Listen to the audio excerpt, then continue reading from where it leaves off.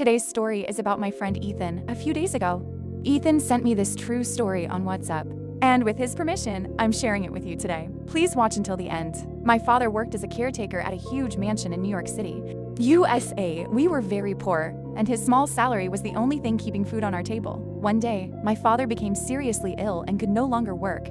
To support my family, I took his job. I was nervous, but I had no other choice.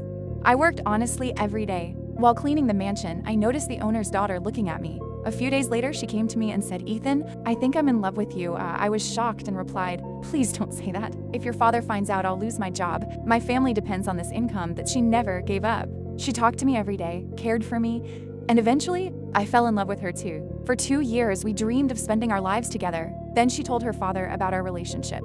He called me into his office and shouted, "How dare a poor worker dream of marrying my daughter? You're fired. Leave this house immediately." I left with tears in my eyes and a broken heart. A few weeks later, I saw her sitting in a luxury car with a rich man. I asked, "Didn't you promise to stay with me forever?"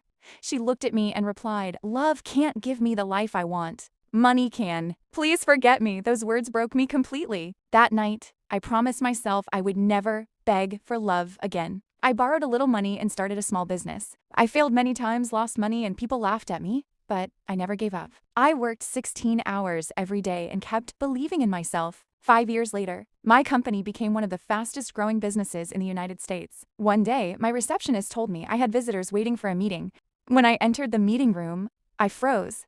Sitting there were her father and the same girl who had left me years ago. Tears filled her eyes as she whispered, "Ethan, leaving you was the biggest mistake of my life." I smiled and replied, "When I had nothing, you left. Today I have everything, but I no longer live in the past. I wish you a happy life." Then I turned around and walked away. Moral: never let rejection define your future. Work hard, believe in yourself, and let your success become the loudest answer.